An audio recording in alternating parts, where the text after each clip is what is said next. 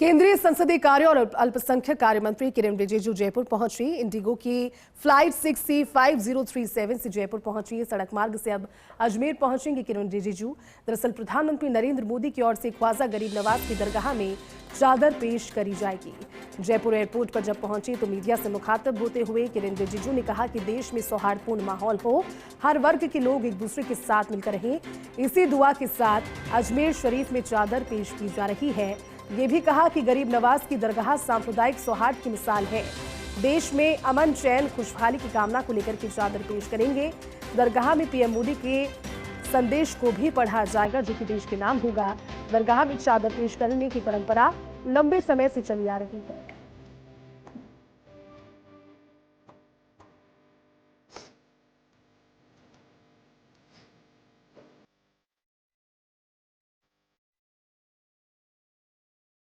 देखिए, हमारा देश का यह पुराना परंपरा है और उर्स के समय में अजमेर दरगाह में जाने का और गरीब नवाज का वहाँ प्रधानमंत्री जी का ओर से चादर चढ़ाने का मुझे इस बार जो मौका दिया है, मैं समझता हूँ कि प्रधानमंत्री मोदी जी का जो पैगाम है, संदेश है, वो भाईचारा का, पूरा देश एकजुट रहेंगे, एक साथ काम करेंगे, देश के लिए मिलजुल के रहेंगे, इस संदेश के साथ मैं अजमेर दरगाह में जा रहा हूं।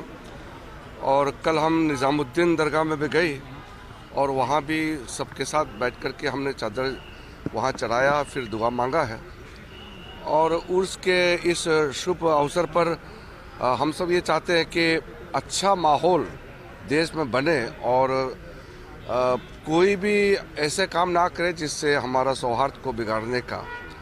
हमारा देश का पुराना परंपरा है कि हर एक वर्ग के लोग एक दूसरे के साथ मिल कर के आदान प्रदान हो। और गरीब नवाज का वहाँ तो चाहे हिंदू हो, मुसलमान हो, बौद्ध हो, ईसाई हो, चाहे सिख हो, पारसी हो, जैन हो, सबका वहाँ खुला दरवाज़ा, सबके लिए वहाँ स्वागत है और सब जाते आए हैं। तो देश का जो प्रमुख, देश का नेतृत्व करने वाला प्रधानमंत्री जी का चादर लेकर के जाना वो विशेष एक परिस्थिति है, क्योंकि वो देश का बिहाफ से, सरकार का मुखिया होने के नाते प्रधानमंत्री जी का संदेश, और मैं उनके मंत्रिमंडल का साथी होने के नाते मैं जब आया है तो प्रधानमंत्री जी के संदेश को वहाँ पढ़ेंगे, हम बताएंगे।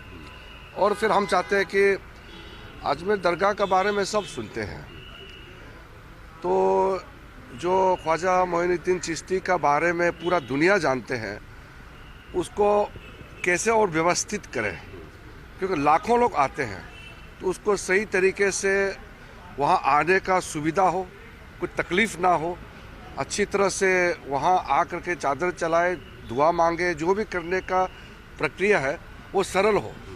क्योंकि हमने देखा है लाखों लोग आते हैं, व्यवस्थित नहीं है, कष्ट उठाने पड़ते हैं, और ख़ास करके जो महिलाएं हैं, बुजुर्ग हैं, बच्चे हैं, उनको कष्ट होते हैं, तकलीफ़ होते हैं। तो उसको सुधारने के लिए हम कई तरीका भी बनाया है, क्योंकि भारत सरकार का, हमारा अल्पसंख्यक मंत्रालय की ओर से कानून के तहत हमने एक्ट बनाया है, उसके तहत दरगाह को चलाते हैं, कमेटी होते हैं।